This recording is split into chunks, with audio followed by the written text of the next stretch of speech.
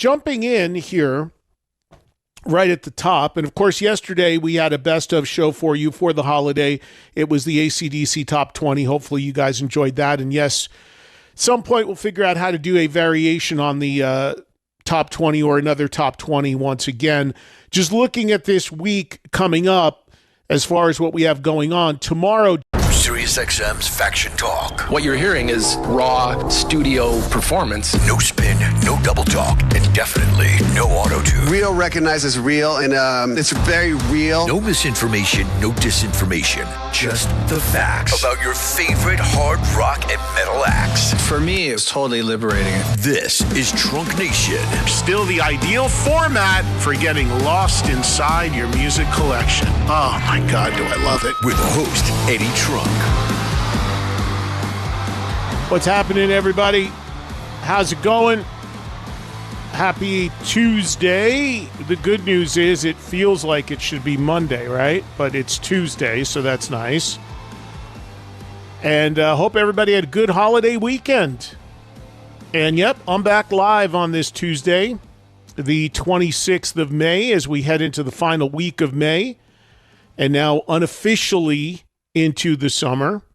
Memorial weekend always signals the unofficial start to the summer. So hopefully you guys had a good holiday, and whatever you did, hope it was enjoyable. And it's good to be back live with you guys here to talk rock music. And that's how we're going to do. We're going to ease into this short week with your calls. Get a lot of you on the air at 844-686-5863.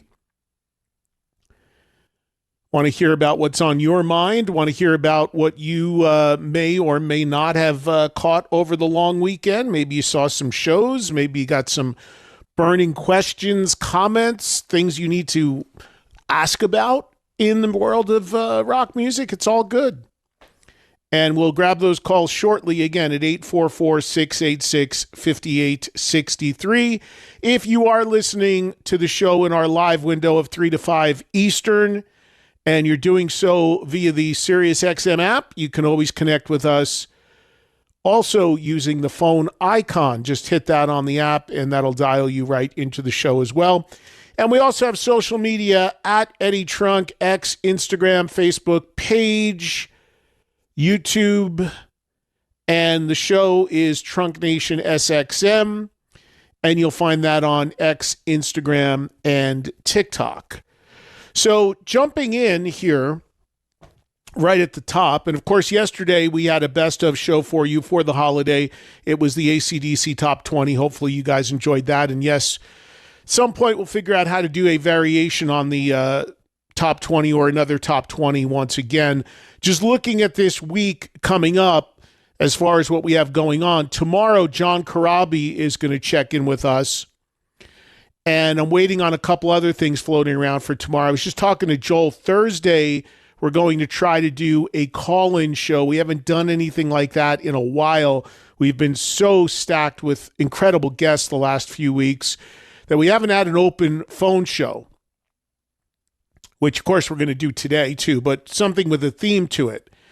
So we might do something like that on Thursday. It's looking like that. We'll let you know for sure. And then that will, of course, lead into our Free For All Friday on Friday. But we're looking at maybe the new music spotlight show. We're due to do one of those. We have a few other things on the hit list. So we'll let you know. But tomorrow, Corabi for sure at 3:30 Eastern. And I'm waiting on a few other things, and I'll let you know about that possibly in tomorrow's show. So as far as my weekend is concerned, I was in Los Angeles. As I mentioned to you guys, I was there for these Yungblud activities. I had said to you that I was finally going to have a chance to see an entire Yungblud show in addition to a private show that the record label put on in conjunction with the local radio station in LA. And I did get to see those events. So I had seen The Warning here in Vegas a week ago, last Tuesday. And then I saw about, of course, they were opening for Yungblud. on that show. And then I saw about 5 Yungblud songs and then left at the Vegas show, knowing that I would see 2 full Yungblud performances in LA. And I did. And I had said after the Tuesday show that I saw last week in Vegas that once I had a chance to see a complete show, I could give you a better idea on my take on all of this. Because this guy is blowing up. Whether you are a fan or not, he is blowing up. So I went to The Warning rather, here in Vegas last week, because I didn't know if I'd get to LA in time to see them opening for Yungblud, because in LA, the venue that both bands played on Friday night, the Greek Theater, if you've never been there, it's in a residential area. It's a really cool place, but it's in a residential area. And because of that, they have a curfew where the music has to stop, usually pretty early, usually like by 10 o'clock. So I was just like, I don't know if I'm going to make that in time. Well, it turned out that at this venue in LA, on Friday and Saturday performances, they allow the music to go till 11 o'clock. So The Warning actually went on later in LA than they did even here in Vegas. They went on at 8 o'clock.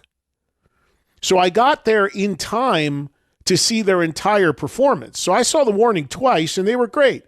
The problem with this venue, which I had been to only one other time, the Greek, is that because it's in a residential area, they have a restriction on how loud the PA can be.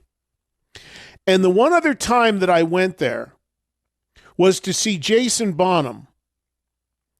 And ironically, Jason was playing there the next night. He played there this past Saturday. But when I went to see Jason Bonham's Zeppelin show at the Greek a couple years ago, 2-3 years ago, I left midway through the show because the sound was so bad. And it wasn't anything to do with Jason or the performance. It was the fact that you could hear it. They had this, limiting program or something on the console. So when things hit a certain audio level, they got squashed down. It was like a compressor or a limiter. It was horrible. So for instance, if there was a moment in a song where there's just a guitar playing with no drums, it would sound fine. But then when the drums and bass and everything kicked in, everything got squashed down. It was horrible. So, I was very leery of that going into this show on Friday. But it's where the show was. What was I going to do, right? So for The Warning, when they were playing, I still heard a lot of that volume restriction. The Warning, from an audio standpoint, sounded a million times better in Vegas. Again, nothing to do with them or their playing, but you could hear it just in the restrictions in the sound in the PA. Yungblud sounded a million times better in Vegas for the same reason. However they did it, by about a quarter of the way through his show on Friday at the Greek, his sound guy had it pretty cranking. Now, again, it was not as good as a venue that doesn't have these restrictions, but he had it dialed in by far the best of the now 3 acts that I've heard play in that building, which again is probably like a 5,000. If you've never been there, it's kind of a historic venue, probably like a 5,000 cap outdoor amphitheater. It's a small amphitheater. So anyway, I was relieved by that because the sound was dialed in. But look, like I said about having seen Yungblud in Vegas, the guy has an incredibly diverse fan base. He has people that are, you could tell, have been fans of his for a while because, again, he is not a new artist. He is a newer artist. And he's definitely new to a lot of rock fans in the last year. But he does have a history before this whole thing that's going on now. And that history has him doing, you know, pop punk and different kinds of music, looking different and all of that.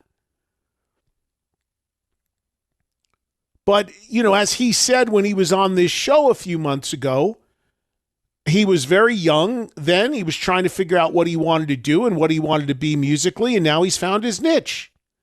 He's still only 28. But again, he's not a brand new guy. He has records out. He's been around a little bit. So you have people that clearly saw him from back then.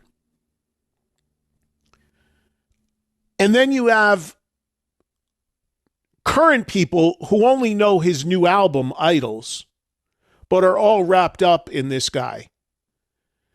And then you have people with an age demographic of like, you know, 15 years old to 75 years old. I have never seen such a diverse audience.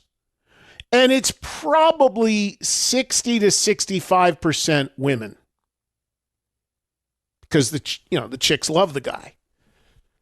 So it's a really interesting mix of people.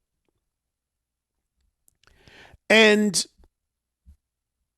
the older crowd comes in because of the Ozzy connection, because of Back to the Beginning.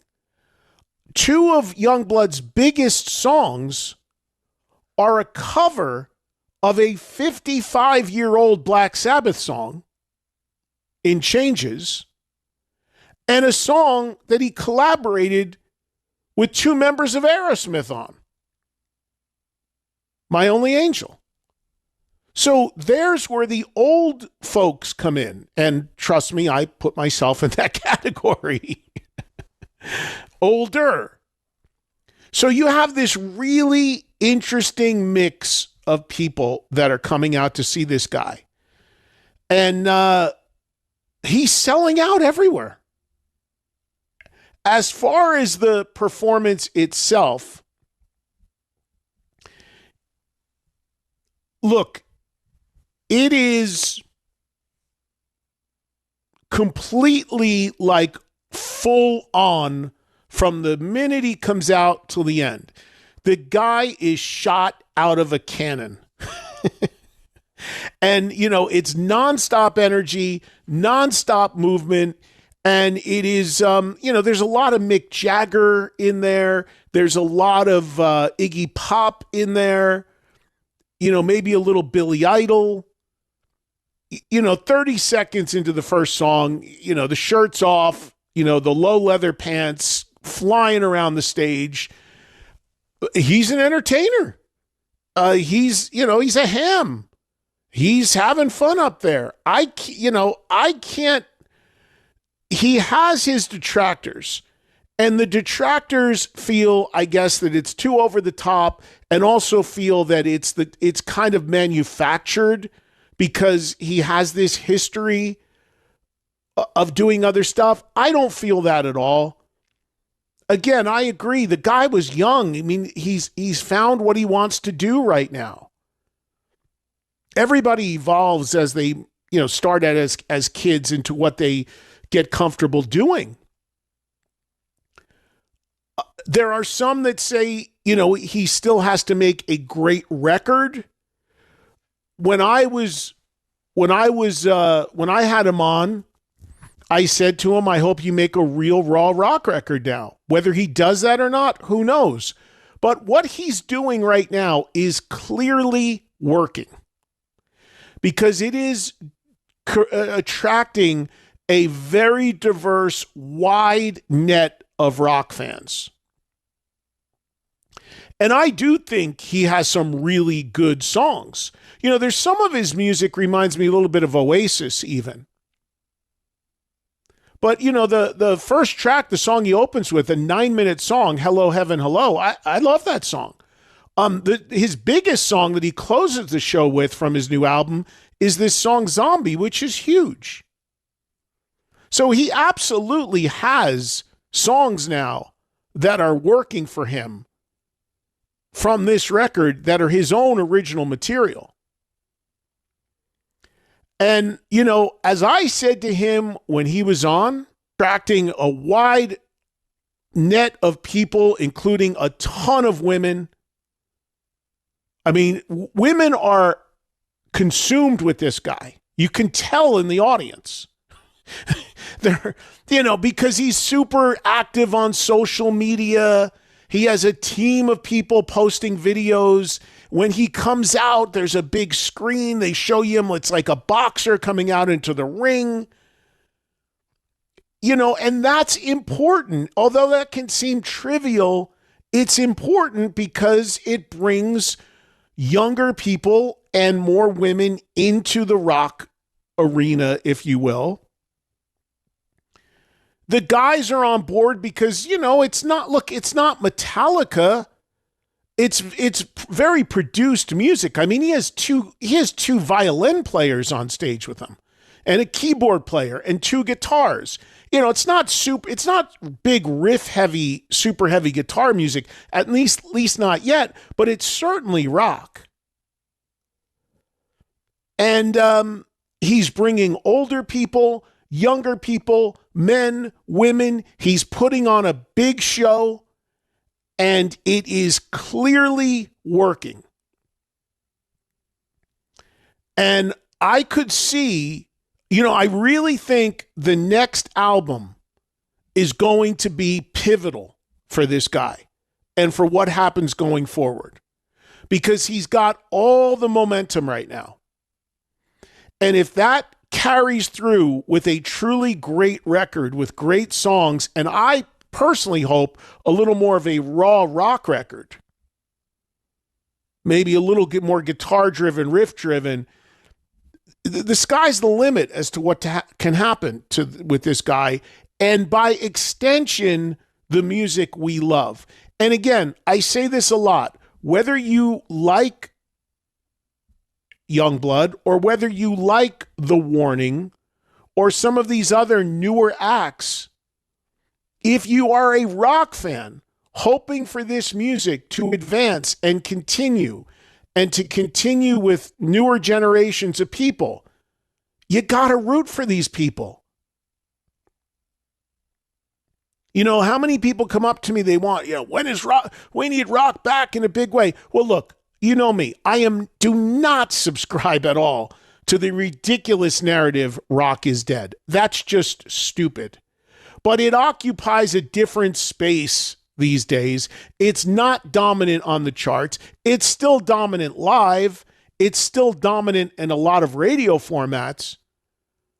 But it does occupy a different space these days. It isn't, you know, in the top 100 and all of that like it used to be. But not a lot is the same as it used to be in terms of how charts work and records get released and all of that. We talk about that. But still, we have all been looking for that one band or that one artist that's going to catapult things and put rock back to being the cool, hip thing again. And this guy could do it. You know, we thought Greta Van Fleet was going to do it. They've got very big. We know they're still active. But it didn't do what we hoped in terms of like putting everybody back into rock and making rock cool again. This guy is a rock star. He is acting and behaving like one and performing like one. That's the difference. When you look at some of the big bands that have broken out recently, Ghost, that's a whole narrative. Initially they were anonymous. So that's it, like its own thing. Greta Van Fleet didn't behave like rock stars. They made very Zeppelin-esque sounding music and became what they've become. Sleep Token, another big band in the last few years. They're anonymous. They're not rock stars, they're anonymous. This guy is Axl Rose meets Steven Tyler on steroids. And again, he's 28. So I enjoyed the show. I would highly recommend seeing him, and I am rooting for him. Am I cranking up his album 24/7? No. It might get to that point. I don't know. Do I wish it was more riff-driven, more raw? Yeah, but again, he's still young. But I like what he's doing, and again, for what we love, rock is, newsflash, you guys, rock is not going to come back because of a Rat or Dokken reunion. As much as we would all love that, that's not what's going to be the driver. The driver will be something that connects with young people, middle-aged people, old people, men, women, and that's why this is different. So we'll continue to follow it. If you've seen him, and he's out there on the road in America for like another 2-3 weeks. So maybe we'll get calls on it if you guys go. If you can get a ticket, again, he's in like 4,000 to 5,000 cap venues on this run, and they are all pretty much sold out. And in Europe, he did arenas.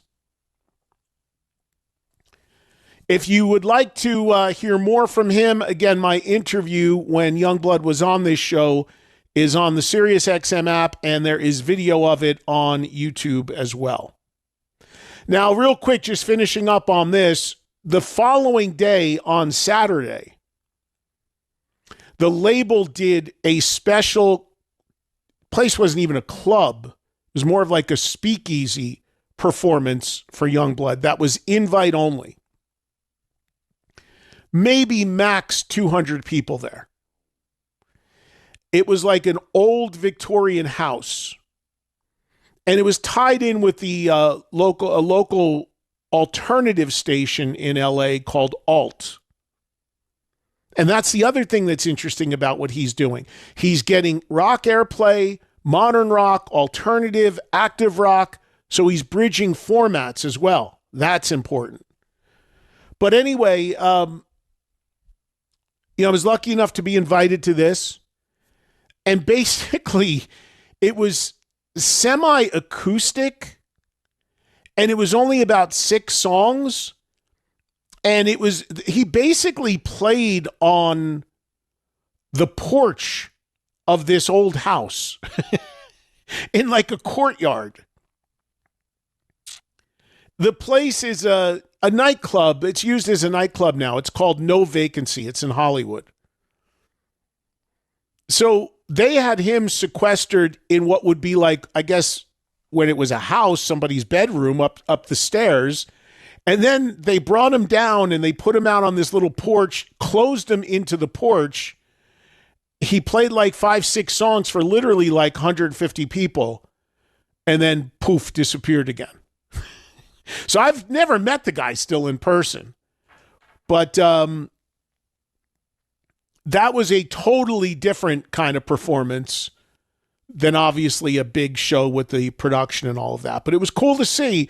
The little courtyard he was in was so jammed, I couldn't even get out there. So I stayed inside and watched from like behind through a window. It was literally a house. But it was a really cool place. And then as soon as he ended, like 10 o'clock, the place turned into a dance club. And you saw these 20-year-old, 25-year-old people coming in, and it just started playing dance music. So needless to say, I got out of there. One other note about the Friday show, sitting right behind me was Sharon and Jack and I believe Kelly Osbourne, who obviously have a connection to Yungblud from even before Back to the Beginning. And Yungblud, of course, dedicated changes to Ozzy when he played it.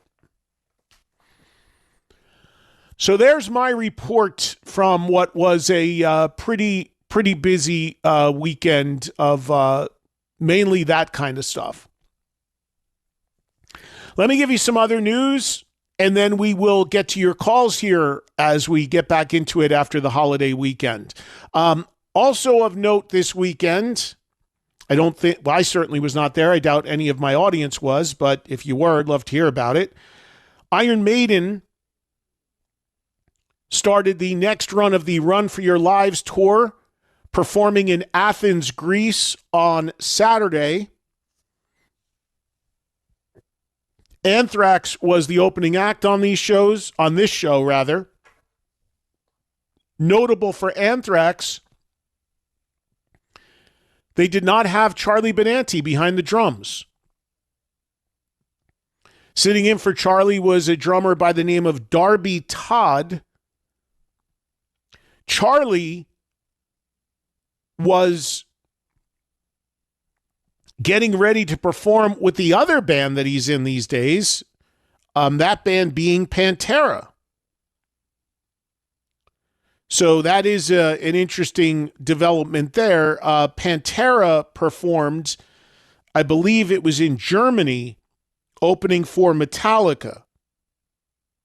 Yeah, they opened for Metallica in Germany on the Sunday. So it was too tight for Charlie to do both gigs.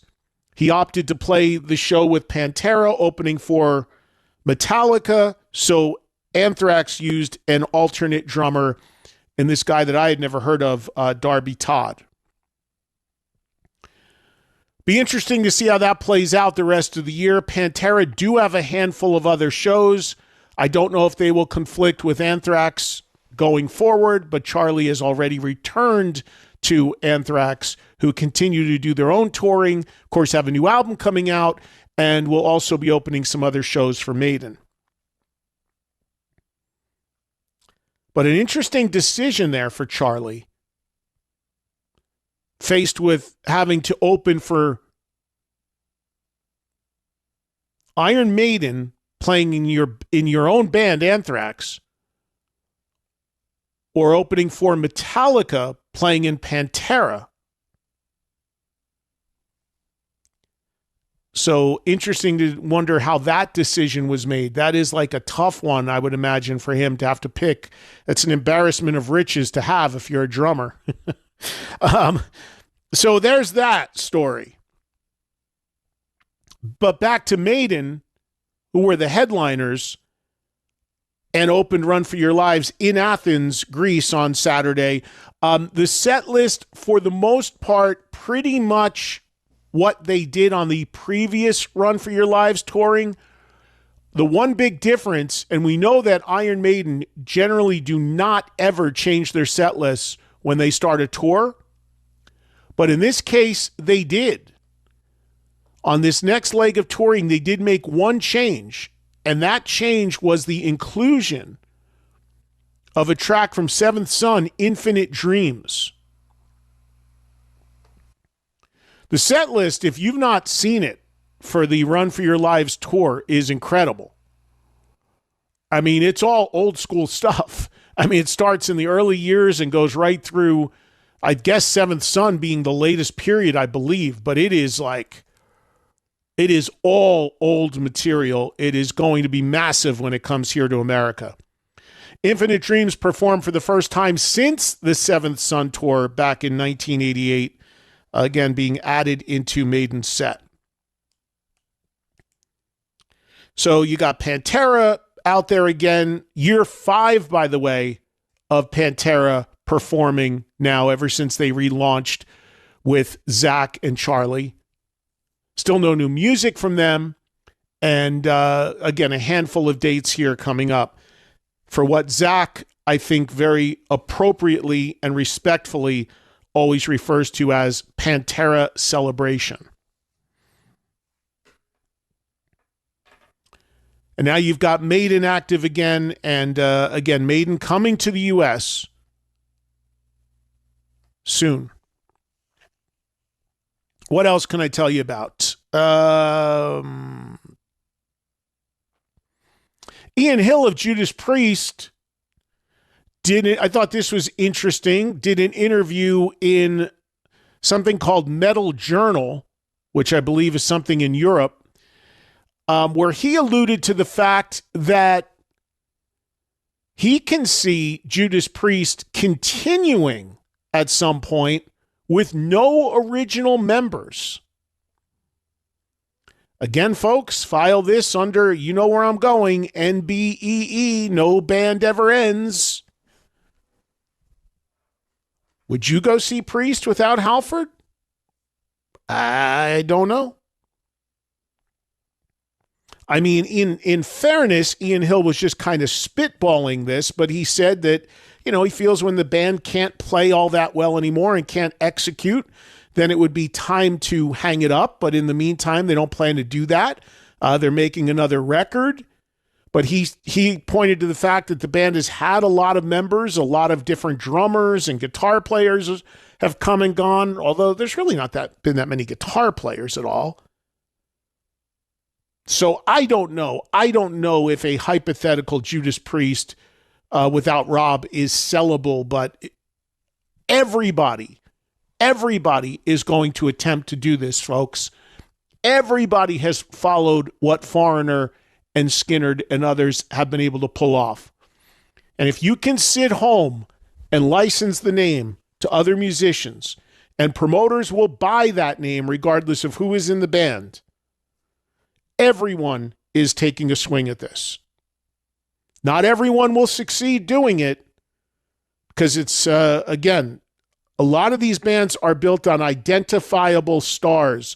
The ones that aren't can kind of pull it off. And in the case of Priest, they're definitely built on the image and the voice of Rob Halford. So I don't know if that's going to happen or not, but it was interesting to see Ian kind of spitball and throw that out there. And again, it just ties in with what I've been saying as my mantra for a couple of years now. No band ever ends. They're all going to figure it out and at least take a shot at continuing even after they're retired. Or become a hologram, or become a avatar. Again, last week, already a story about them turning Ozzy into an avatar, doing meet and greets, basically. Which, of course, there was some blowback from people thinking that was disrespectful and too soon, and Jack Osbourne defending it online and all that, as you would expect.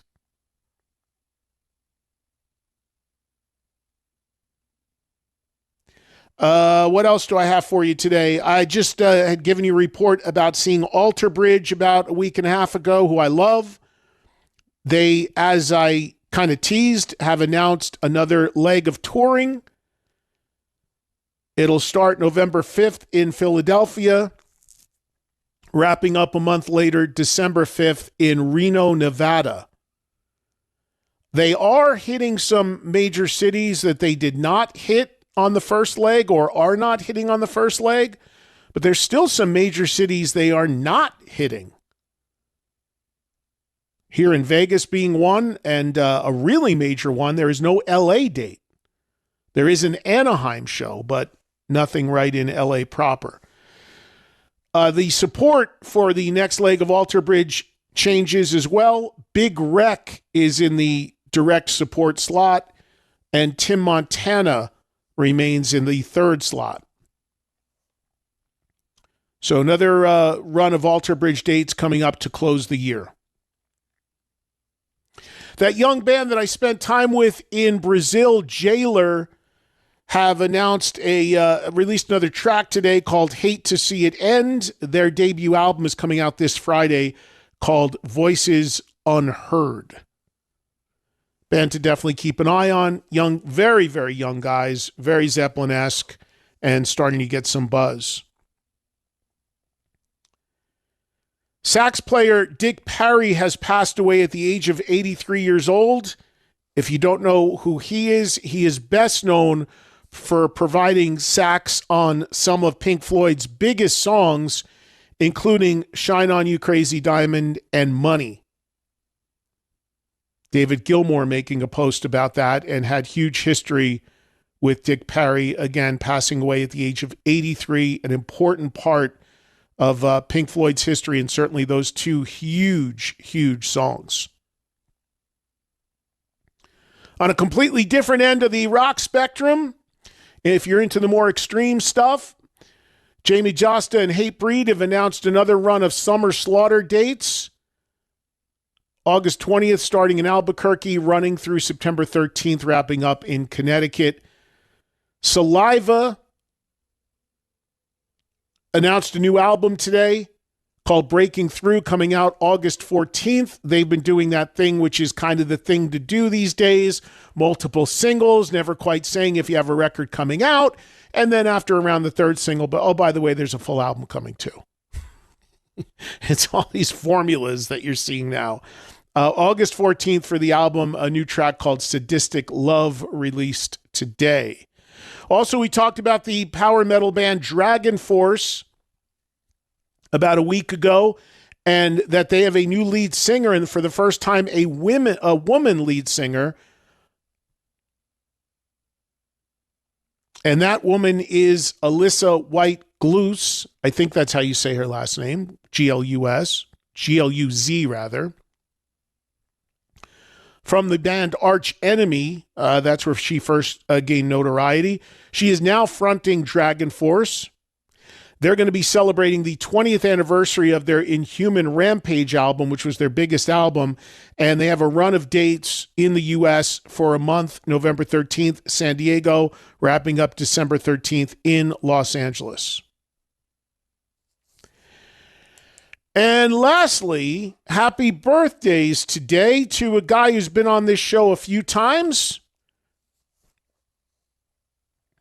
and who was one of the best live shows I saw of last year, and that is Lenny Kravitz, who is 62 years old today and in stupid shape, and I hate him for it. You know, running around with his shirt off and his abs and riding horses in the Bahamas at 62. Oh, man. But he works at it. So happy 62nd birthday to Lenny. And also celebrating a birthday today, Stevie Nicks, who I don't know how old she is, but she's a woman, so I'll stay away from that. Okay, I've got it for you if you want it. What is she, 70? Well, I'm going to take a guess. I don't know her, so she can't get mad at me. I'm going to go low here and say 72. She's 78 today. See, I wanted to be nice. You guess a woman's age, you better come under. You better get it wrong by being low. And I intentionally erred on the low side. But again, not like I know her and she should be like, you know, come at me, but still. All right, so 78 for Stevie Nicks. All right, so happy birthday to her. Joel, anything else you want to jump in on? Nothing to add today. We'll hear the new track from Jailer as we go to break. All right, so we got Corabi coming on tomorrow. I'll keep you posted. Also, Thursday, like I said, we're probably going to do maybe new music. We'll let you know tomorrow what we're going to do Thursday. We're going to try to keep Thursday. I haven't done an open phones kind of theme thing, call-in thing in a while. So I'll see if I can get that in, try to keep that chiseled out for you on Thursday. But let's hear from you guys now. 844-686-5863. Getting started on this short week coming off of the holiday weekend with your calls about anything in rock. I just threw a ton out there to you. You want to comment on any of that, anything else? Nation. If the heart of rock and roll ever stopped beating, Eddie would be the defibrillator. Sirius XM Faction Talk. Now back to Eddie Trunk, talking all things rock. You can make it a little louder. Trunk Nation. Entertaining, probably more than I would have wanted it to be. Sirius XM's Faction Talk. All right, we're going to get over to you guys on the phones right now here on this Tuesday edition of Trunk Nation. Thanks for being here. Thanks for hanging with us, as always, to talk rock music. So I just told you pretty much about my weekend and the whole Yungblud stuff. And outside of that, just watch a little sports. Interesting what's going on with sports. I'm sure, New York City is in a frenzy with the Knicks going to the finals. Joel, it's you a Knicks bonkers fan? here. Yes, it's insane here. You can't go anywhere in Midtown on a game day. It's awesome. Yeah, and they, since they keep sweeping, they get to sit around and keep waiting because 9 days of rest. 9. Is that when the finals start? 9 days? Yep. The Knicks are just gonna be sitting around getting those legs fresh. They're just gonna run over whoever comes out of this beat up knock them out series in the West. I don't know about that. I know. It'll be tough, but they're fighting. Whoever they're going kid against on the Spurs, Wembanyama, insane. that's insanity. Yeah, we match How tall up better. is that kid? 7 something. Beast. He's like 7'4" something. Yeah, he's 3-pointer. It's insane watching him pull up from half court. Unreal. See, I got a weird thing with that because I'm not a Knicks fan. And when I was into basketball, when I was hardcore into basketball, again, I'm not going to take too much time on this. You guys know we're going to get to the calls, I promise. But when I was hardcore into I was hardcore New Jersey Nets fan. I went to so many games when they played the Meadowlands, and then they got really good, back-to-back NBA Finals, Jason Kidd, that whole period.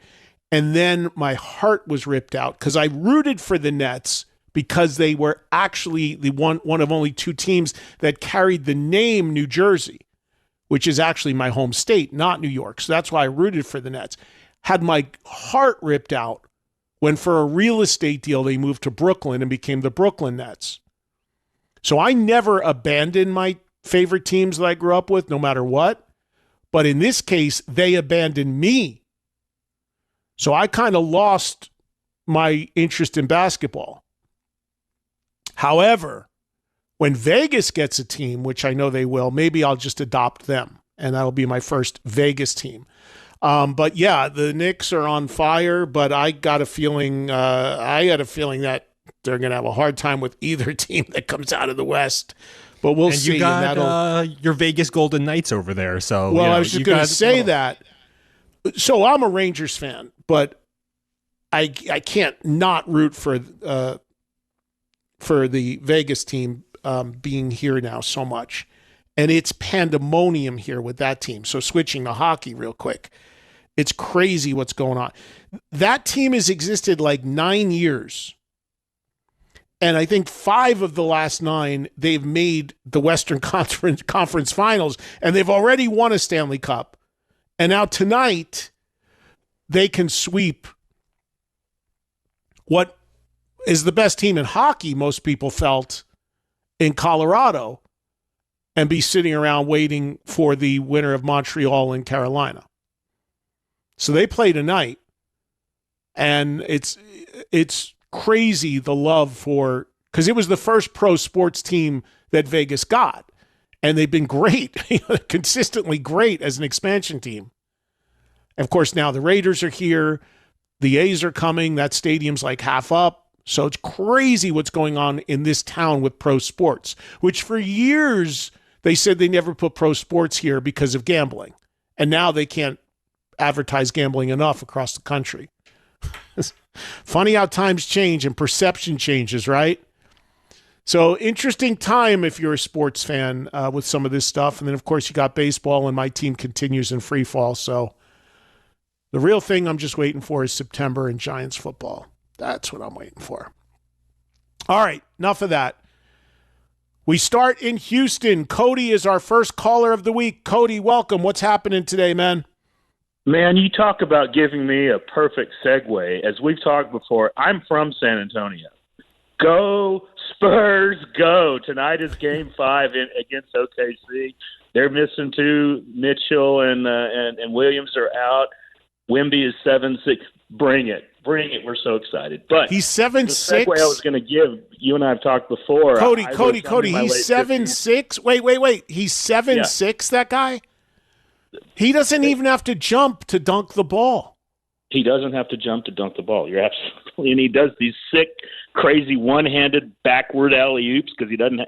It's fantastic. It's freakish. But anyway, you and I have talked, Eddie, before. I'm late 50s, grew up in San Antonio, was a part of the Joe Anthony 99.5 Kiss, days, and I've been a Triumph fan among many other bands, obviously, since late junior high, early high school. And so when we saw Triumph, the reunion tour was put together, several of us were so excited. We went on Friday night here in Houston. There's a place it's called Sugarland, which is a Houston suburb, a place called the Smart Financial Center. It holds about 6,500. We got there, decent seats, crowd was jazzed. Everybody was just smiling. April Wine came out, put on a nice show. People were singing along. Triumph comes out. And Eddie, I don't go to as many concerts as I used to back in the day, but I'm going to tell you, out fucking standing. I mean, people were smiling. People were singing along. Rick, he can't hit the high notes anymore, but the addition of Todd and Brent and Phil banging on the guitars, Rick would talk to the crowd, and it was heartfelt. People were smiling. It was the best night I've had in a long time. Well, Cody, and thank you for the call, Cody. The pretty much unanimous positive reaction, at least from the Trunk Nation audience, since the Triumph tour has been out there, which is great to hear because, again, it was a little weird when it launched because people were not fully understanding that there were going to be these 3 extra musicians doing a lot of heavy lifting. But again, the band was transparent that they need the help, and there's nothing wrong with that. As long as you're keeping it real, you do what you got to do. I actually pulled up the Triumph dates last night because, again, these guys, not only am I a fan, but these guys are all really good friends, and I want to go see them.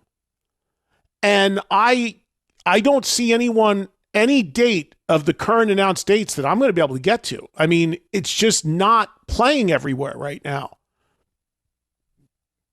So I hope, and I would fully expect there to be additional dates announced. As I said before, when I asked Rick and Gil about it, they said they wanted to do these shows, see how they felt physically, see how they felt vocally, how they felt it all came off, how it did sales-wise, and then they would determine and decide if they were going to add another leg.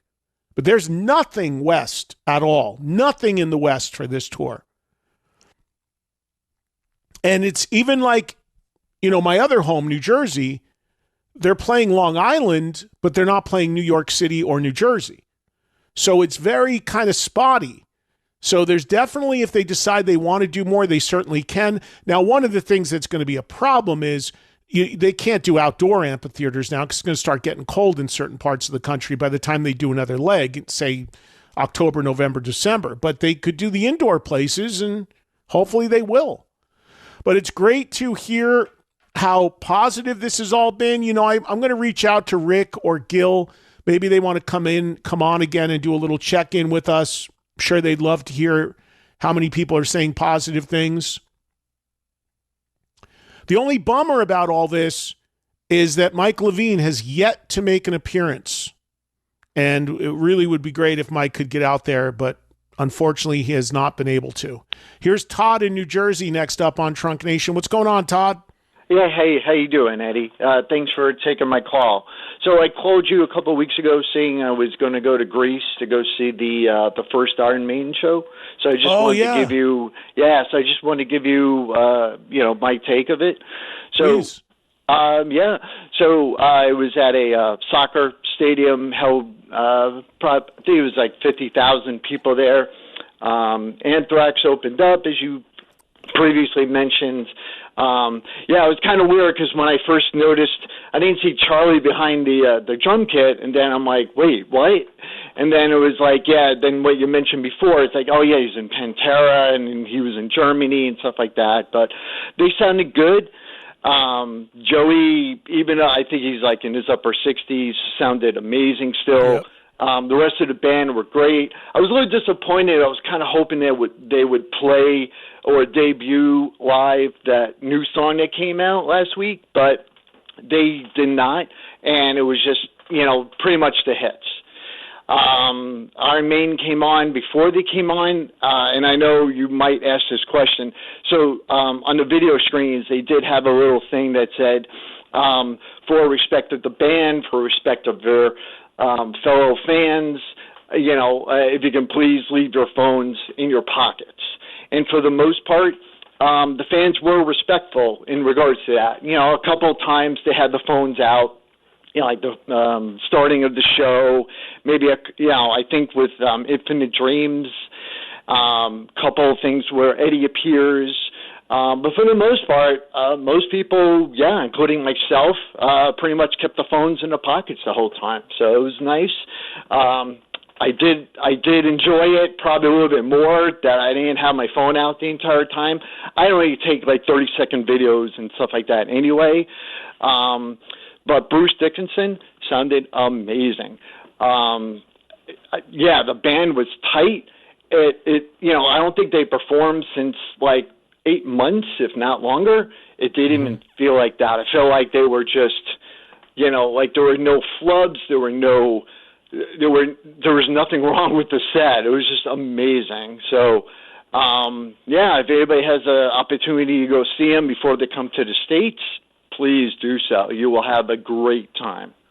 Yeah, well, that definitely people are going to have the opportunity here. But Todd, it's cool that you went over there. How is Greece? Had you ever been to Greece before? I have not.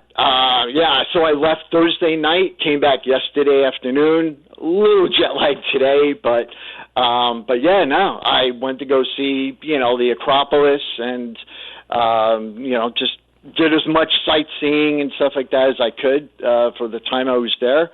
It's a nice place to go visit. People are nice. They do have issues with parking and, very narrow streets in certain areas. But for the most part, the food is good. People are nice. Can't complain. Very cool. Todd, thank you very much. Appreciate it. Thanks for that report. I was wrong there. I said at the start of the show, I talked about Maiden, and I said I doubt anybody listening was at that show, but I was wrong. I forgot Todd was going, and he mentioned that, and appreciate him giving us that report. That's a hell of a job by him to fly to Greece basically for a couple days and go see Iron Maiden and come back to New Jersey. That's awesome. Couple things in Todd's phone call. So, Bruce Dickinson and Joey Belladonna are probably around the same age. I think they're both probably late 60s, 67, 68-ish. Both are incredible still at what they are able to do as frontmen and vocalists. I talked to Steve Harris about this, actually, when we had him on from the Monsters of Rock cruise, I think. But it's crazy. But Joey, I mean, with Bruce, it's amazing when, again, I think people forget that Bruce Dickinson, survived cancer of the throat and tongue. And he's doing this. And again, he's running around stadium-sized stages. Joey is 65, Bruce is 67, so they're close to the same age. But again, what they are both doing from a performance standpoint and a vocal standpoint is phenomenal. I mean, they don't get enough credit for it, especially Joey. He doesn't get talked about in that upper echelon of great frontmen singers in the world of metal, and he really is consistently. To his point about the phones, we know that Maiden are not doing the lockup of the phones, making you put them in the bags, but they are giving people a stern advisory to not use them. And Todd just mentioned that, they put up something on the signs. To lock up those phones costs money. So if you're going to use those pouches, which are called Yonder pouches, that's money you're paying for. And, 50,000 people, that's a lot of pouches. That's a lot of money. Most artists are not going to want to pay that. But if they don't want the phones, they're just going to try to say don't use them. But some do the pouches.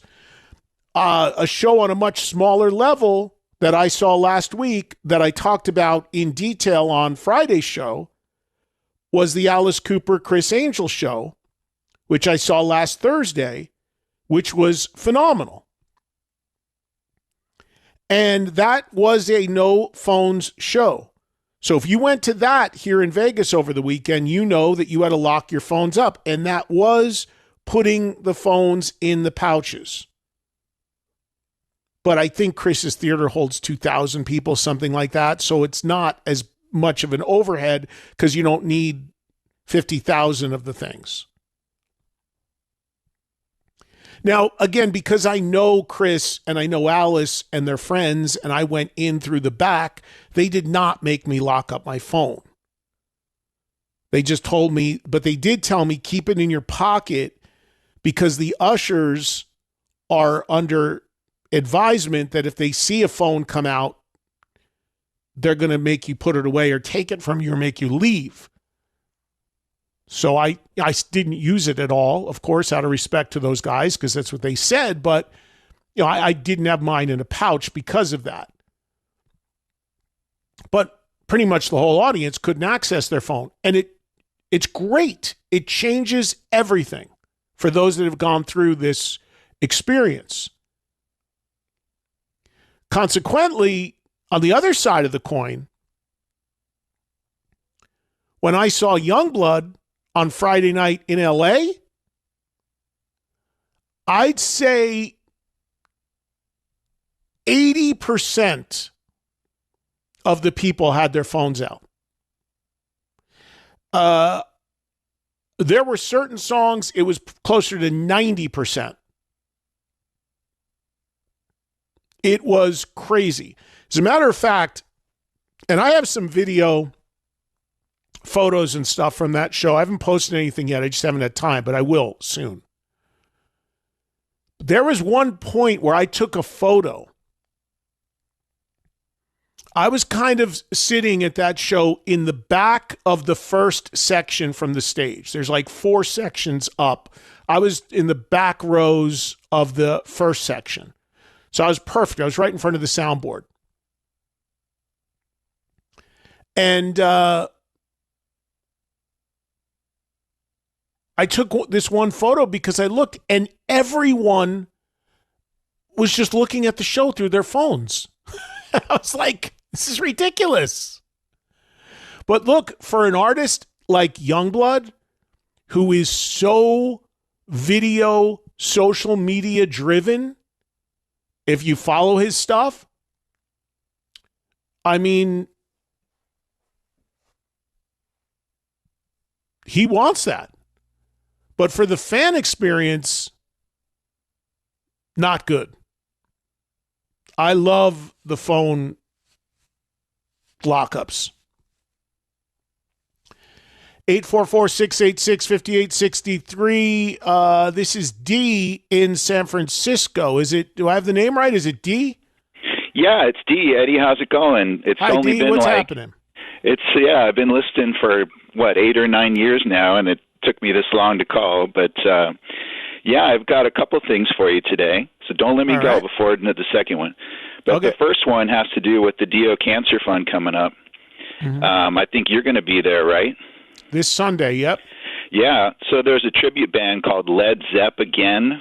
You probably heard of them. Maybe you've seen them even. Mm-hmm. I've heard of them. I don't know if I've seen a few Zeppelin tributes. I don't know if I've seen that one, but I definitely heard of them. Sure. Well, I want to make kind of a new freak category, not because you're old and you can still do it, but because you do, they dress up just like them, they sound just like them, they use the instruments, and they're all great, everyone in the band, but I wanted to shout out the drummer, Scott Brooks, and I mean, he's a freak. It's just like, I mean, it's like as close as you're going to get to watching John Bonham play. And, you know, for those of us that didn't get to do that, it's pretty amazing. So I would suggest not missing that, at least the Moby Dick drum solo if you're busy, but run over there and, yeah. He's, well, I just saw the set times for the event on Sunday. Yeah, I don't know if they're going to playing. be doing the Moby Dick drum solo because most bands are only doing 30 minutes. There's a lot of bands. There's like a 5-hour window to play. So I don't know if they'll be taking up too much time with the drum solo in that show. Well, Because yeah, it's maybe not a there'll be no headline show. Stairway to Heaven, huh? But, yeah, well, if you get a chance, go check him out. And then what else did he did? A Van Halen, you know, the Van Halen tribute, too. He was their number one for years now. You know, these guys, all these bands have like two people to, you know, like a fill-in. Right. A lot of them do at least because you can't make every gig. But anyway, he does a great Bonham. I just wanted to shout it out, Scott Brooks. And so my second thing before I go is it's like an apology to Vito Bratta. And it's going to sound really lame, but like, so I roadied for a band that opened for White Lion at this little club called The Stone in San Francisco. Maybe you heard of it, on Broadway. Mm-hmm. Yep. And at the time, you know, I love Vito now, but like at the time I was just more into other stuff. And like, so I went over to Vito's amp like right before they went on, and after we took the opening band stuff off, I went over and I dimed his amp, which is like when you turn everything up to 10 and just mess up the sound, you know, mess up the EQ. And just looking back on it, I think it was a real jerk move, and I wanted to apologize. You know, if Vito, if you're out there, if you're listening, if this gets to you, I'm sorry I did that because I heard it cause a bunch of chaos when they started, and I just always wanted to apologize for that. So, all right. Well, you got it, D. Thank you for the call, and don't take another 8 years to call us. Thank you for listening. Appreciate it. D with a little confession 35 years later. And to get there now, he can sleep tonight. I don't know why he'd feel the need to mess with Vito's amp, but, you know, whatever. It's a long time ago. I think probably Vito's long past it. Let's say hi to Mark. He's joining us from Corpus Christi, Texas today. Hi, Mark. Hey, Eddie. How's it going, man? Good. Man, what an awesome week I had about a week ago for live music. Went and saw Sting in Austin at the amphitheater. Phenomenal. Still is just amazing with his voice. Great set, great show. And then Saturday at Concrete Street in Corpus saw Uncle Ted. And, man, he is 900 miles an hour. He was amazing. I mean, the solos, the riffs, the energy. It's like, you know, if people haven't seen him, he's still going super, super strong. And he's 77 or something, I think. Oh, at least. Joel, how old is Nugent? I mean, oh, gosh, he is, yeah. I mean, he was full bore the entire show, and then all the stuff in between. My son was like, man, he could be an auctioneer. I mean, the energy that he has is just phenomenal. And the music is just 77. Wow, that's crazy.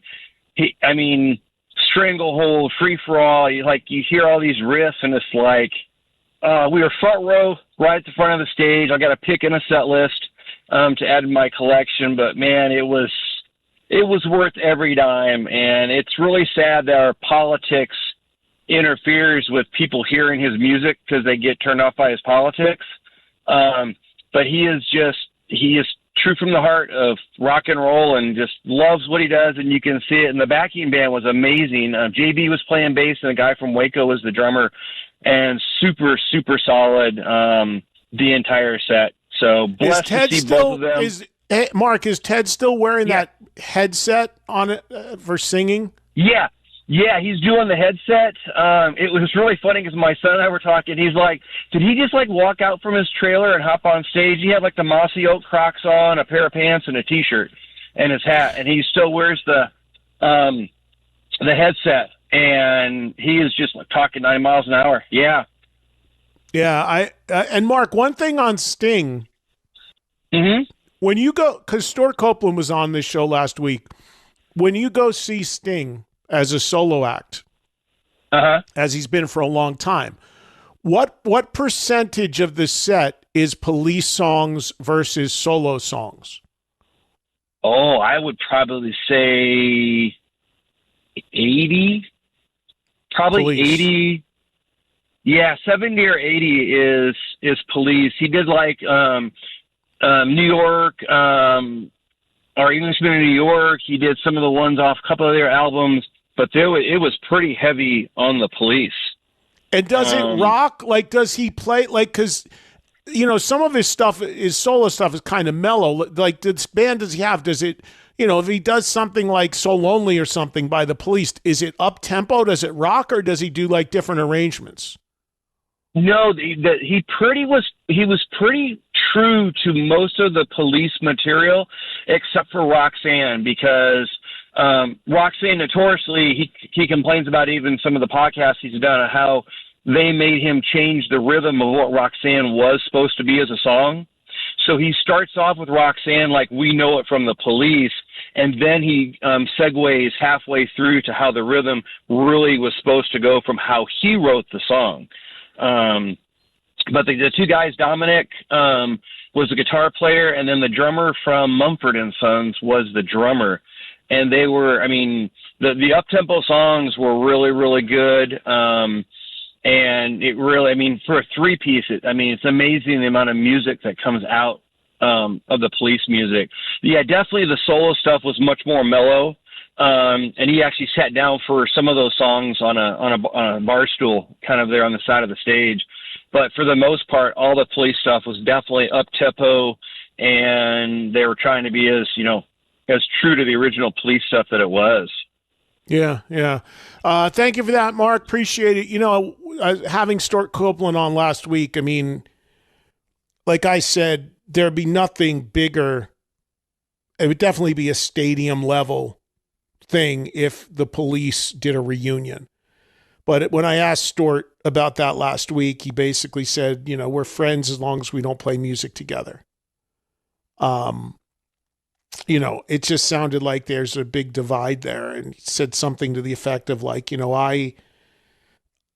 I hit things for a living and look forward to playing drums, and Sting is more about writing songs. And look, Sting has written some songs. He wrote the bulk of all the Police songs, if not all of them, the massive amount of them, and a many sole songwriter. So they're his songs to do, but it's crazy, like the catalog there, and they would absolutely be a stadium tour if they ever got the three of them together again. But Sting is one of the wealthiest guys in music, so he doesn't need to deal with the other guys. And he's, as you just heard from Mark, he's going out there playing 80% of Sting's Police songs anyway.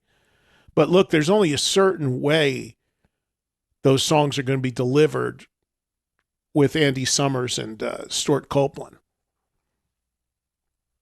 You're only going to get that sort of vibe from those guys. That's why I asked him about that, because I had this in my mind that was more of like the way Robert Plant does a lot of Zeppelin songs, really changes them up in terms of how he delivers them. Let's get Monica in Phoenix in here. Hi, Monica. Oh, hi, Eddie. I went and saw Yungblud last night, and I was listening to your, what you were talking about on LA, and I'm thinking, I'm glad I was able to see them indoors instead of outdoors.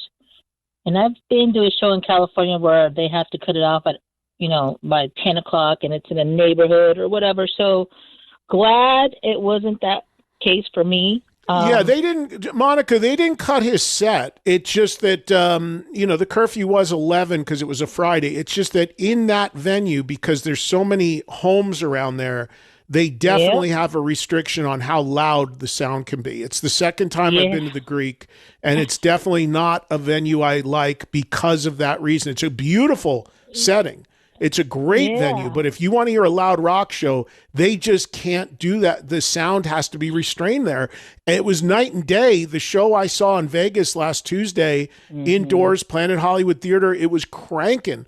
But there they have, like, they literally have something on the soundboard where they can't let it go that loud because of, and I get it. You know, I said to some of my friends that I was with, I'm like, my God, if I lived in LA, which is so expensive, I can't imagine what a nightmare it would be to live in this neighborhood because 3-4 times a week, you've got crazy traffic and people going in and out of there to go to that theater.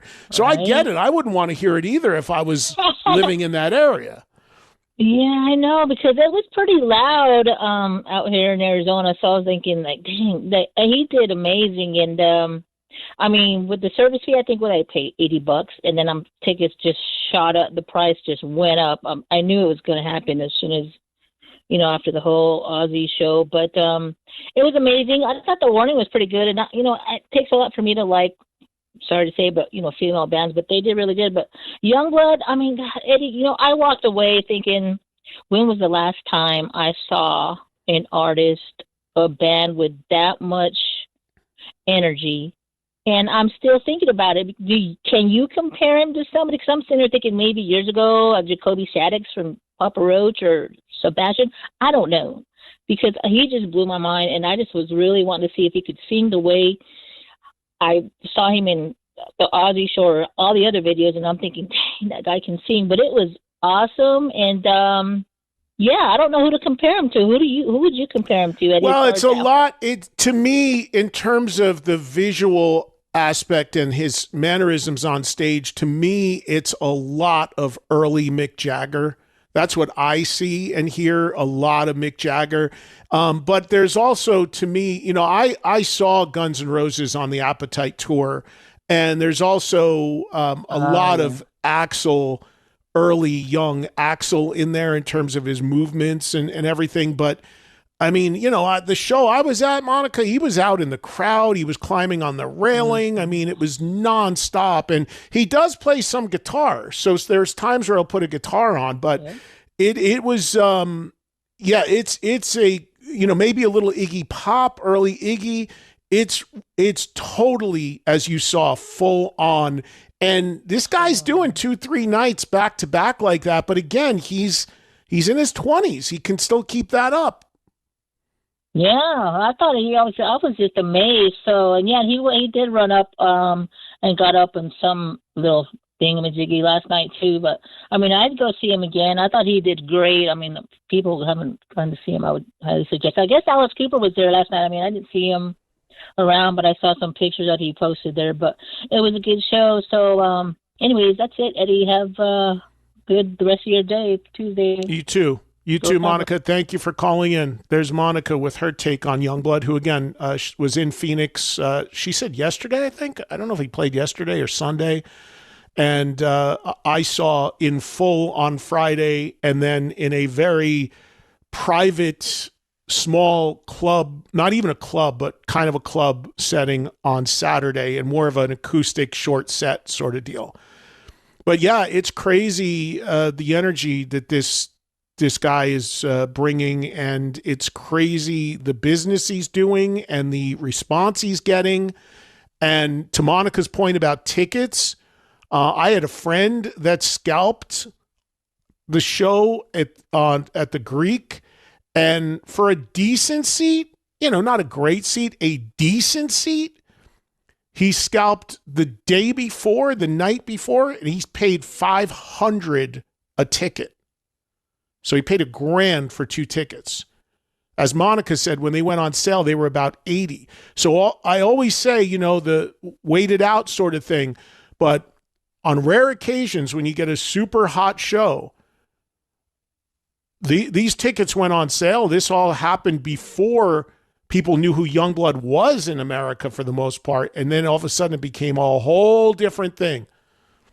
Really, really interesting to watch this and see where it all goes. Thank you for the call, Monica. Much appreciated. Let's do a quick break. We'll come back. More of your calls as we continue talking rock music, getting into it after the holiday break.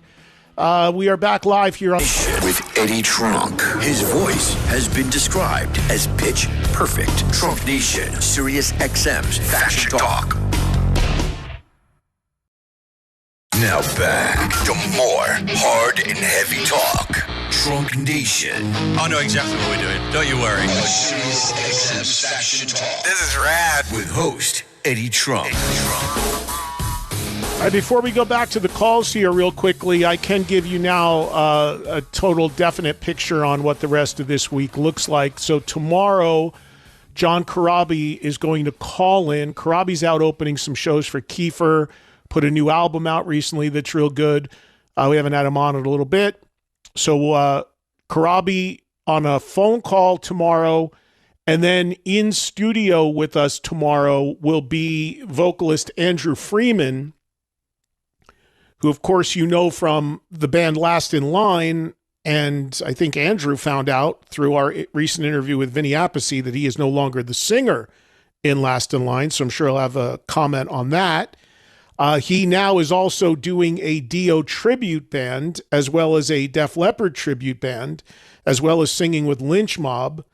So we'll get caught up with Andrew on all of those fronts when he drops by tomorrow. Corabi on first, and then we'll have him in the second part of the show tomorrow. So 2 guests in tomorrow's show.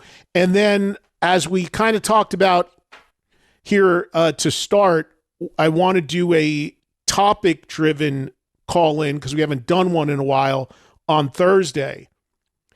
And Joel, I think, because we promised to do this more frequently, and it's just so hard to find the time sometimes, I think we probably should do the new music thing, right? Yeah, I think we should. We did really want to make it a regular thing. We always had the intention of doing that. I think we should push to do that. It's important. It's been a couple months, I think, since we did the last one. And for those of you that do not know how that works and did not hear the times we've done it previous, it is a way to spotlight new bands. And what we do is have you call in with your favorite new band. Tell us the name of the band, any little quick backstory. And if Joel can source the music, we'll play 20, 30 seconds of a song from the band. You can even request what song to give people an idea of what they sound like. As I've said so often, it is incredibly difficult for bands to break through today because there is such a ridiculous glut of music out there. Because again, you don't need a record label to put out an album. You don't need a record label to make a video. And in some cases, that's good. In a lot of cases, it ain't so good because there's nobody with guardrails only putting out stuff that's worth putting out. And the marketplace and all these platforms are incredibly oversaturated, making it very, very hard for you to find new good stuff. Joel, what was the criteria when we did this last for new band? Was it 20 years, 10 years? It was 10 years. Band had to put out their first album within the last 10 years, and everybody who calls up needs to come with a song that they think best represents that band. Right. So the cutoff is the band has had to come out 2016 forward. And, you know, maybe not an album, but started active songs. Because some bands don't put out full albums anymore. Just put out songs, started putting out music, became a thing. And the other thing I will tell you, which, again, I've said, and sometimes people are going to do it anyway, but choose wisely. If you're going to shout out a band, come with something that has a little something going on. Don't come with a band that's a local bar band in your town because you're friends with them and whatever. You know what I'm saying? Because, again, that's just a wasted spot. We want to hear about bands that have a national profile, that have something going on, that have a little traction. There are a billion bands out there. I mean, I get hit up I can't even tell you how many times in just a day. And I can read right through what's like real and what's got something happening and what is just somebody trying to get a shout out for a band that plays the Shot and Beer bar in their town.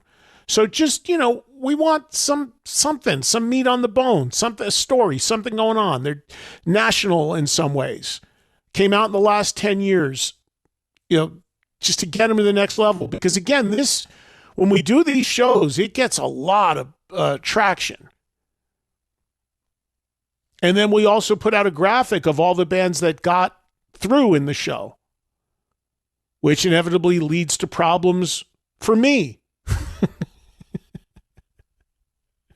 Because there's a ton of people that will see the graphic that didn't actually listen to the radio show and think that's my list of favorite bands, not you, the callers, and it is you, the callers. How come you didn't put my band in there? I thought you liked my band. You can't imagine what goes on. So, think about it. Get ready. We'll do that on Thursday's show. You got 2 days to think about it, starting at 3:00 Eastern, as usual. Our new music spotlight. Next caller in today's show is in Ohio. It's Dave joining us. Hi, Dave. You're on the air. Hey, how are you doing, Eddie? Good, Dave. What's happening, man? Just waiting for Megadeth to play the U.S.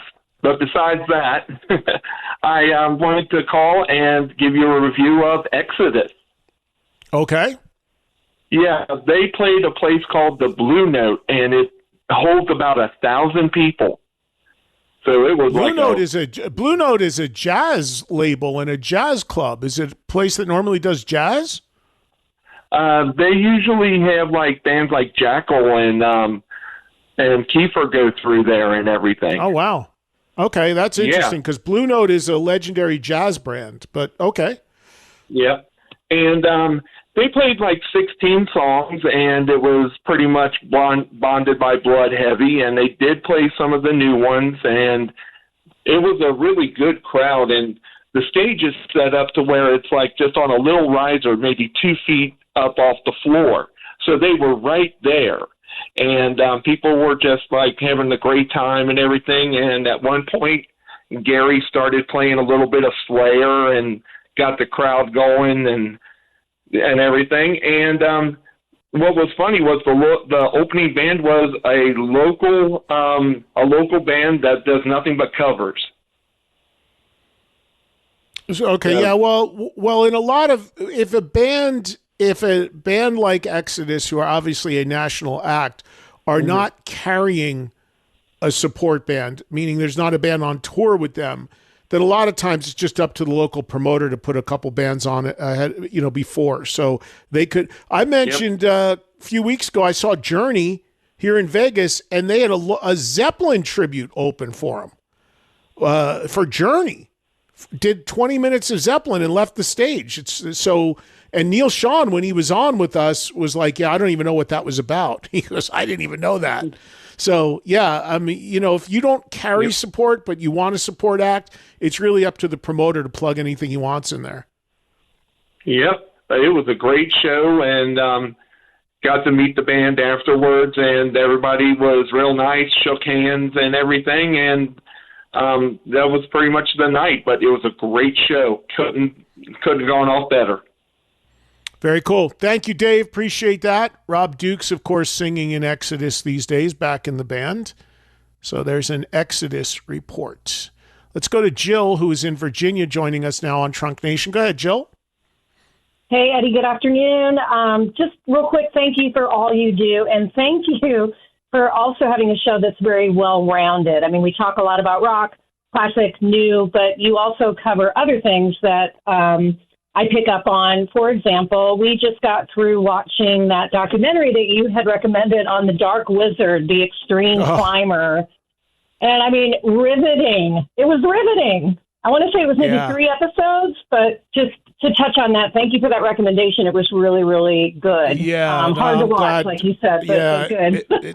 It's edge of your seat stuff for sure. And yeah, I appreciate that. Thank you, Jill. Yeah, I like to shout out some different stuff every once in a while that I think the audience might be interested in. So I'm glad you liked it. Yeah, I'm going to touch on a couple more things because I know you got a bunch of calls. But regarding Yungblud, when the criticisms come up about his stylings and how he shifted kind of from a pop, new wavy sound to this more rock-driven sound that he's doing now, it always makes me think about Taylor Swift. I don't know if this was a good comparison, but when she first came out, she was in nothing like what she's doing now. Exactly. Yeah. She was young. She was on the country side of things, like you said, and then she just kind of evolved. So I think we have to give these artists the space to evolve, you know? I think what happens, Jill, with the Yungblud thing, you know, because if you go back and listen to my interview that I did with him, in the course of that interview, and I picked up on it, and that's why I brought it up to him in the interview. He mentioned a few times, I don't remember the word he used, haters or something like that. And I said, you've mentioned that a couple times. What do you think that's about? And he kind of referenced it a little bit. And again, I remember him saying something like, I was young, and I just was trying different things and trying to get a feel for what I was going to do. But I think now some of that, if there is a backlash, I think some of it is about the fact that I think whenever anybody gets very popular, especially very quickly, you're always going to have people out there that are jealous or whatever and try to knock them down a peg. I mean, no matter what world it's in, you're always going to have that. And I think that's probably part of it too. I saw something on TMZ a few days ago that Machine Gun Kelly started going after Yungblud. So I think people in that sort of space, if you will, could be jealousy or whatever it may be, but I think there's definitely some of that going on. Whenever somebody rises really quickly and becomes the thing everybody's talking about, somebody always wants to knock them down a peg for whatever reason. Well, and it's competition too. Yeah. The last thing I wanted to just throw out there real quick, I just found out that Mammoth is playing a very small club. For your listeners that might be in the Virginia Beach, Hampton Roads area in Virginia, a very small club. I am not super well versed in all his music. Of course, I'm listening now because I just bought tickets. I was looking at his overall tour calendar, and it seems like he's playing big festivals. He's playing a lot in Europe and Scandinavia. And I just thought it's going to be a heavy lift. It's a weeknight. It's a 2-hour drive for us. But I thought I'm not going to miss this opportunity to see him in this small club where I can literally be, a foot away from the stage. So I didn't know if that's part of his, part of the type of clubs he's playing, or is he just kind of doing a mix of large and maybe mid-size? I mean, this club I would consider small, not even mid-size. So I'm psyched, but I was just curious if you had any thoughts on that. Is it a radio concert? Is it branded with like a radio event or a local radio station? Not that I saw. And I just happen to be on this calendar because we go to this Virginia Beach every once in a while, and we always check this club, and they typically have like tribute bands. That's kind of their thing, Yeah. But anyway, yeah, you should go. I mean, it's a great opportunity to see him in a place like that. I mean, normally Wolf as a headliner these days is kind of like in House of Blues level venues, like about that big. So if this is smaller than that, then that's a cool thing. I think it's going to be great. I'm excited. Yeah. Well, Jill, you enjoy it. Thanks for calling in. Thank you, Eddie. See ya. Bye-bye. There's Jill in Virginia.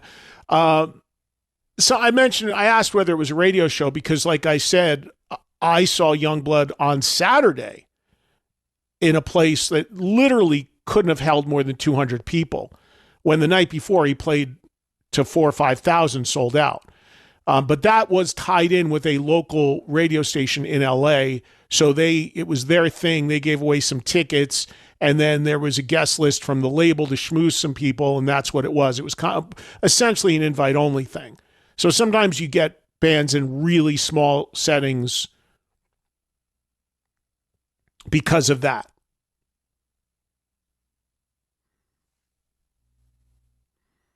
Yeah, I mentioned that documentary about what are called free solo climbers on HBO Max or HBO if you didn't know what Jill was talking about, called The Dark Wizard, that completely tripped me out because I don't like heights, and it's crazy what this guy did and these people do and all of that.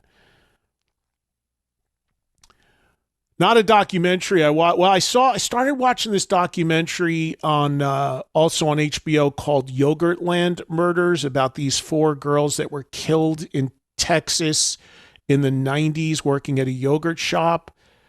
Having a really hard time getting through that because it's really dragging. It's like 5 episodes.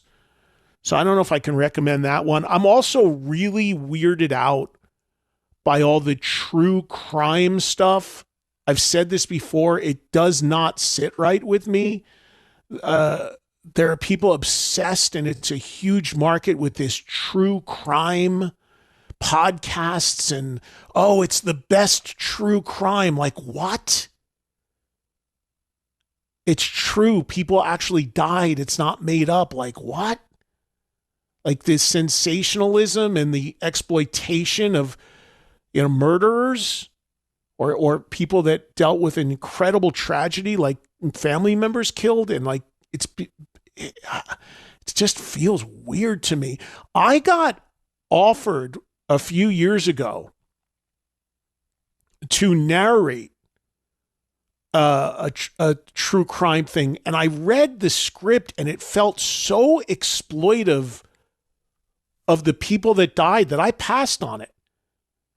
Even though I would have gotten paid or whatever, I passed on it. Because I'm like, this doesn't feel right to me. And I know it's huge business, but it just doesn't feel right. It's weird. But, I that was dragging, man. I was like 5 episodes. I'm in the middle of the 3rd one. I want to see what happens. But I was like, man, this thing is like, should have been 1 2-hour episode. Also, a friend of mine recommended this movie called Crime 101 when it was in theaters, said it was great, that I would love it. I watched it last night. It's on Amazon now. It's okay. It's good. But it ain't, I wouldn't say it's great. To me, it's a, my one-word answer would be it's a poor man's Heat.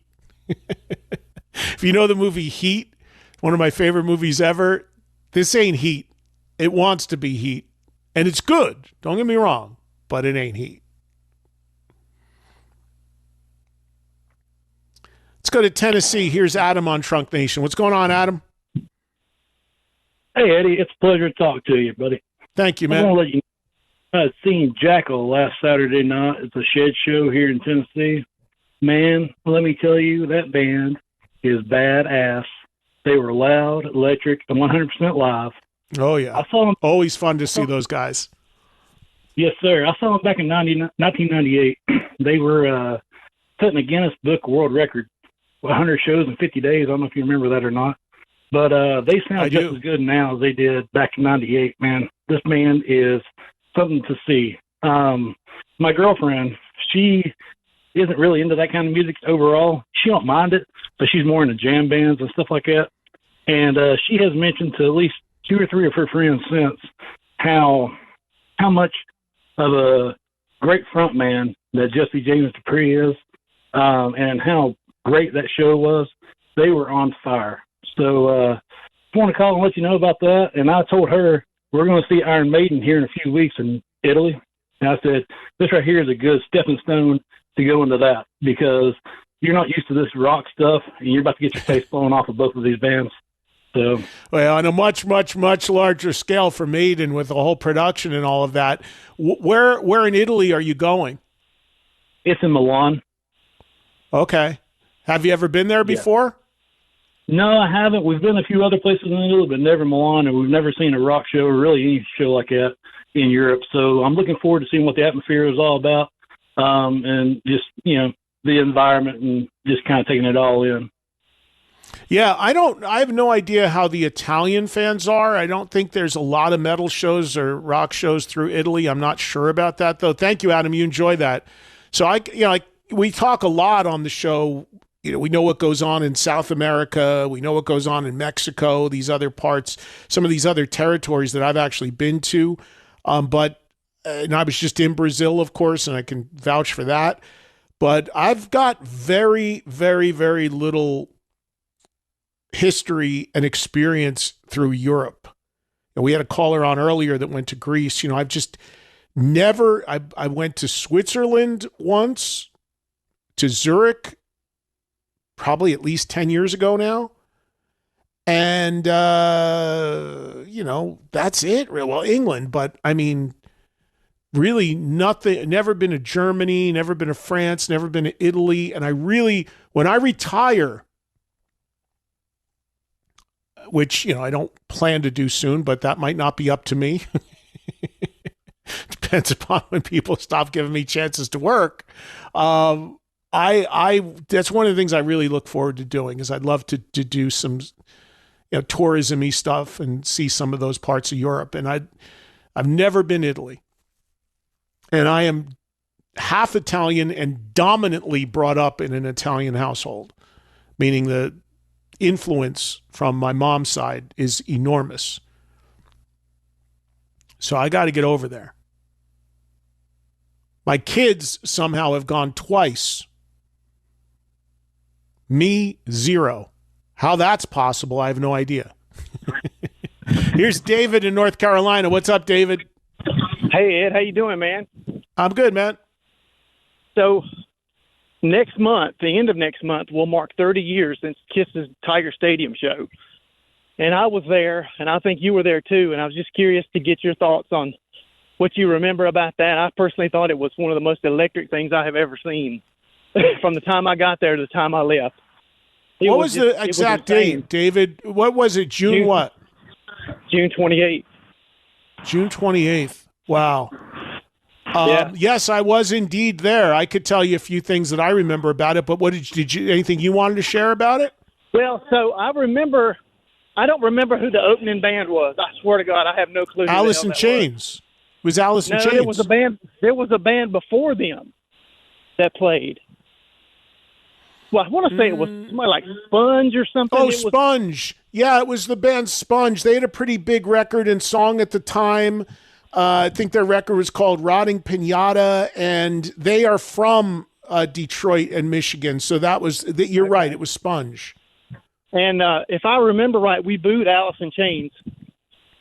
Yes, because they were playing. They played a couple riffs and played part of Beth between their own songs. I've talked to Jerry Cantrell about that. And, I forget what he said about it, but he said that they were doing it more as a tribute to Kiss, and the fans kind of took it as an insult. And I do remember them getting booed. Yeah. Well, the whole night for me was electric from the time I got there to the time I left. I mean, I traveled from North Carolina to go there. I was 23. I used whatever money I had saved up, and I said, "To hell with it, I'm going." So, and I still was that the first time? Was that the first time you saw Kiss with the original band in makeup? No, I begged my dad in '79 when I was 6 to take me to see him in Greensboro on the Dynasty tour. And we went to Sears and got tickets, and they were like $10. But I was the first time I'd ever seen them, and was in '79. Right. So you don't remember much at 6. So this was really the first proper show you saw when you were an adult. But it was, like I said, it was insane. And I don't remember the first two. Like for the first song or two, the crowd was so loud, it was hard for me to even tell what they were playing because the roar was so crazy. But yeah, it was definitely, and Tiger Stadium's gone, right? I think they've torn it down since. Yeah, they leveled it. It's gone. Yeah. So David, thanks for bringing it up. I didn't realize it was 30 years already again at the end of June. And thanks, David. I'll give some thoughts that I remember about it. As I've said before, it was odd for me because, of course, 96, I had already known and been friends with Ace for 10 years, because I met him in 86, signed him at that time, and we made the records together. So he and I had obviously a huge history, but I never saw Ace. And I saw Kiss 77, 79, and 1980 in makeup. But I had never seen Ace since I knew him personally, and he had become a friend in Kiss, in the costume, playing. So that was a real trip to me because I had become friends with and gotten to know the guy out of makeup, making Frehley's Comet and all that with him. Now, all of a sudden, he's back to being in a stadium, being Ace in Kiss. It was really trippy for me. I told you guys that story. The press conference for the reunion of Kiss was the first time I saw him like that. And he saw that it tripped me out because I went and talked to him backstage before they came out. So that was an interesting thing. But for Kiss fans, that moment was maybe almost somewhat about validation. And here's what I mean by this. Because Kiss, if you grew up with Kiss like I did when I did, Kiss got shit on a lot. You were told Kiss was a joke. You were told Kiss didn't matter. And then you went through the whole 80s, the no makeup and all of that. Some liked that, some didn't, whatever. Kiss were trying to find their way, figure out, navigate different members, different looks, different sounds. So them coming back together, original band in 1996, and selling out Tiger Stadium in minutes with a current hip band like Alice in Chains opening, validated to a lot of Kiss fans that stuck with them through all that time that they were a real band, they were a loved band, they were an influential band, and they were clearly still a huge band with the original four guys. So, you know, beyond the fact that the show was great, the setting was great, the environment was great, the band was back, above and beyond all that, for those that stuck with them through everything, it was like, see, I told you. And I remember feeling that, you know, that great sense of pride that so many fans felt. Is like, yeah, we hung in there. Now everybody's in on it. Now look, all of a sudden everybody wants a piece of this. I guess we weren't crazy. But I do remember that. The other thing I remember about that time was I was working at a radio station in New York at the time that's still on the air, Q104, but at the time it was a hard rock station. And I remember getting a call in my hotel room saying the station was changing formats and I was fired. That not just me, everyone was fired because they were changing formats. And they were like, well, do you want to come back and do the last ever shift, which was 7 to midnight Sunday, and sign the station off? Or do you just not want to come back to work since you're not going to be working anymore? And I'm like, no, I'm coming back. I want to sign it off.